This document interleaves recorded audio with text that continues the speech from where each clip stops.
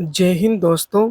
स्वागत है आप सभी का अपने यूट्यूब चैनल स्टेनो विद वसी में। चलिए दोस्तों, डिक्टेशन स्टार्ट करते हैं। 5 सेकंड बाद स्पीड 80 शब्द प्रति मिनट। आज प्रतिलेखन संख्या 35 और 36 का डिक्टेशन आपको दिया जा रहा है।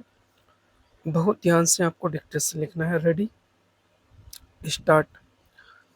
महोदय, इस संबंध में एक बात और कहनी है।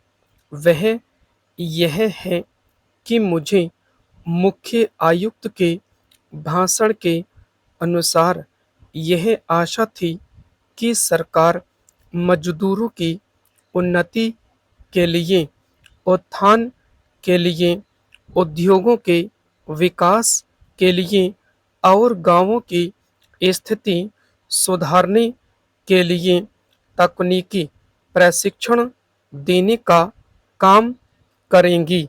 लेकिन ऐसा ज्ञात होता है कि आर्थिक शक्ति सीमित होने के कारण इस और कार्यवाही करने की संभावना नहीं रही। फिर भी मुझे आशा ही नहीं अपितु पूर्ण विश्वास है कि भविष्य में हमारा मंत्रिमंडल इस ओर अवश्य अविलंब ध्यान देगा। इसी प्रकार से ग्रामीणों की अवस्था सुधारने के लिए सरकार घरेलू उद्योग धंधों को भी बढ़ाएगी, जो अभी तक नहीं के बराबर है। पैराचेंज। भारत की दृष्टि से कुटीर उद्योग बड़े उद्योगों की अपेक्षा अधिक लाभदायक है। पहली बात तो यह है कि भारत एक गरीब देश है और उसके पास इतना पैसा नहीं है कि वह बड़े उद्योगों के लिए पर्याप्त संख्या में बड़ी बड़ी मशीनें मंगवा सकें। बड़े उद्योगों के लिए बहुत बड़ी बड़ी महंगी मशीनों की आवश्यकता होती है, जबकि कुटीर उद्योग छोटी छोटी और सस्ती मशीनों से चल जाते हैं। कुटीर उद्योगों के लिए न तो बहुत बड़ी बड़ी इमारतें बनानी पड़ती हैं और न ही बहुत महंगी मशीनों की आवश्यकता पड़ती है। अतः ये उद्योग छोटे छोटे गांवों में भी प्रारंभ किए जा सकते हैं। कई उद्योग तो इतनी थोड़ी पूंजी से भी शुरू किए जा सकते हैं कि उतनी पूंजी प्रायः हर किसी व्यक्ति के पास होती ही है। पैराचेंज। कुटीर उद्योगों में दूसरी बड़ी सुविधा यह है कि इनमें बहुत अधिक मजदूरों की आवश्यकता नहीं होती। एक परिवार के सदस्य ही उस उद्योग को चलाने के लिए पर्याप्त होते हैं। घर के सब सदस्य उस काम में हिस्सा बटा सकते हैं। बड़े उद्योगों में प्रत्येक मजदूर को कोई विशेष कार्य सीखना होता है और उस काम में कुशलता प्राप्त करने में उसे काफी समय लग जाता है। तीसरी चीज जो मैं आपके सामने रखना चाहूँगा वह यह है कि जो विचार और सुझाव आपके सामने प्रस्तुत किए गए हैं वे एक पवित्र, शुद्ध और जनता व प्रांत के हित को ध्यान में रखकर ही प्रस्तुत किए गए हैं और मुझे पूर्ण विश्वास है कि बिना किसी दलगत भावना के शिकार हुए आप उनकी जांच करेंगे और यदि वे जनहित की कसौटी पर खरे उतरें तो उन पर कार्रवाई करेंगे। पैराचेंज महोदय, इस संबंध में दिन प्रतिदिन बढ़ने वाले भ्रष्टाचार की समाप्ति के लिए और कर्मचारियों के रवैये के संबंध में माननीय सदस्यों ने विचार प्रकट किए। मैं समझता हूँ कि इससे कोई समझदार व्यक्ति इनकार नहीं करेगा कि भ्रष्टाचार को प्रोत्साहन नहीं देना चाहिए। अतः इस और विशेष ध्यान देने की आवश्यकता है।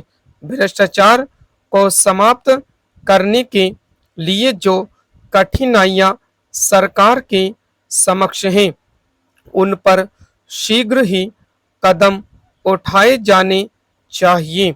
यदि सख्ती भी बरतनी पड़े तो चिंता नहीं, हमें ऐसे कदम उठाने ही हैं। पैराचेंज, मैं यह जानता हूँ कि बहुत से लोग, जिनमें कुछ हमारे साथी भी हैं, इसकी कुछ बातों का विरोध करते हैं, परंतु यदि हम देश की उन्नति चाहते हैं, यदि हम देश को आगे बढ़ाना चाहते हैं और विशेषकर यदि आप समाजवादी ढांचे के आधार पर, जिसको कि कांग्रेस ने देश के लिए निश्चित किया है, इस देश की व्यवस्था करना चाहते हैं, तो हमारे लिए आवश्यक है कि हम इस तरह से कदम उठाएं कि जिससे लोगों को अपनी जीविका सुंदर ढंग से कमाने के लिए साधन जुट जाए। वास्तव में यह सरकार, जिसने यह साहसपूर्ण कार्य किया है, इस कार्य के लिए सबसे अधिक बधाई की पात्र हैं।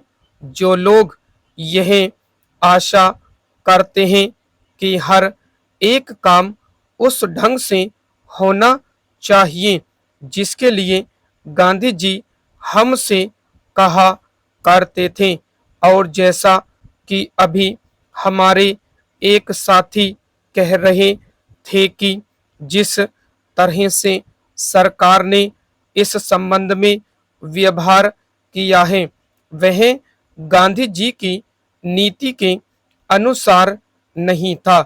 यही नहीं, उन्होंने तो एक तरह से कांग्रेस ने जो समाजवादी ढांचे पर समाज की व्यवस्था की नीति अपनाई है, उसका विरोध किया, और मेरी समझ में उनकी बात नहीं आती कि एक तरफ तो वह कांग्रेस के अंदर है और दूसरी ओर कांग्रेस द्वारा स्वीकार की हुई नीति इस प्रकार से विरोध करते हैं।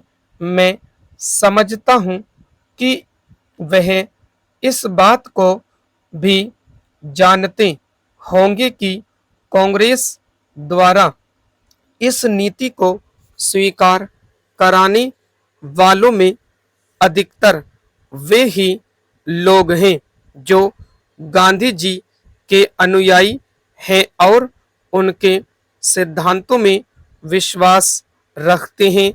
ऐसी स्थिति में उनकी वह बात समझ में नहीं आती कि आज सरकार प्रजातंत्र और गांधी जी के बताए हुए नियमों के अनुसार आचरण क्यों नहीं कर रही है। यह बात बिल्कुल ठीक नहीं है। स्टॉप। दोस्तों, डिक्टेशन पसंद आई तो लाइक, शेयर और सब्सक्राइब करें ताकि सभी तक नोटिफिकेशन पहुंच सकें, आप मेरे Telegram group steno with Waseem search करके जुड़ सकते हैं। वहाँ पर रामधारी खंड 1 की 1 से लेके 100 तक की आउटलाइन एक साथ वहाँ से प्राप्त कर सकते हैं। धन्यवाद दोस्तों।